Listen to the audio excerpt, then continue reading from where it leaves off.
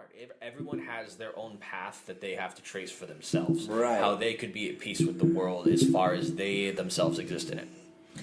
Well, the practicality of taking the time to go ahead and research why we think about the things that we think about, it doesn't really exist. Most people don't want to take the time. They want to read a headline and regurgitate it to the guy at the water cooler. That's what most people want to fucking do, whether they think it or not. I mean, I'm fortunate enough where I have some kind of a platform where I can speak to people that'll give me a different kind of insight on different things. But, again, it's, like you said, having a teacher, having someone that'll actually tell you, a good fucking teacher, it's the biggest advocate. You even listen to businessmen and that type of thing. They all say mentor. Mentor is the fucking, that's the key.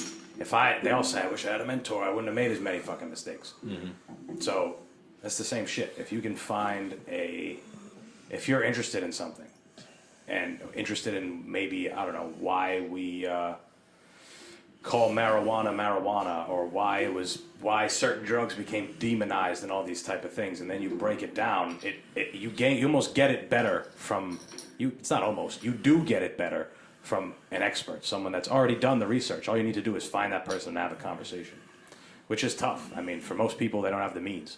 Like, I just happen to be like, hey, I have a podcast, let's talk about fucking neuroscience. Let's talk about Native American culture and what happened. I can do that. But some people, it's like, oh, how do I go about it? Research. I don't want to do that. That's basically what it is. Or some people's research involves going on 8chan and thinking that a guy posting there works with the president. Right. Well, and then it's like, right, go, public libraries, while they're still a thing, before the government tries to be like, oh, we don't need them. Fahrenheit 451, baby. Get yourself a library card. I mean, what a big threat a book is. Maybe if it takes you months. Maybe if it takes you months to read a certain book, and that's just how busy you are. That's how much you can invest in it. As long as you find something, because I can't tell any one person what they can get passion for. What would energize them to know better. Can't tell you. Can't tell me. Can't tell anything. This past year, we're talking a lot about reading. This past year, I made it a point to read because What have you read? Oh man, I read a bunch of Camus. I read a couple, what did I read? I read The Richest Man in Babylon, Think and Grow Rich, some interesting stuff. I got a couple new books. But I think I think it was Abe Lincoln, where it's like, I think he said, being able to read and not using that is the same as being blind, or something like that.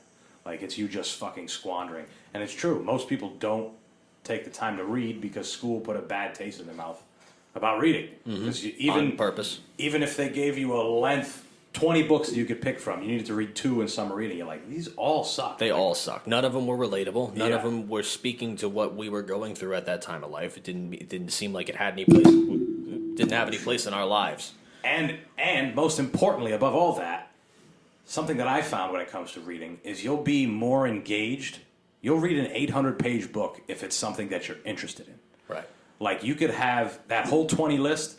You might not like any of it because none of it sounds interesting to you. If all you think about all day is cars, if you want to be a mechanic one day, and there's not something on there about a car or a documentary about Ford or some shit, you're not going to be interested. So your whole life, you're just going to go about fucking, you're going to assume that reading is a task, and you have to, when you could actually find things that are at very least interesting.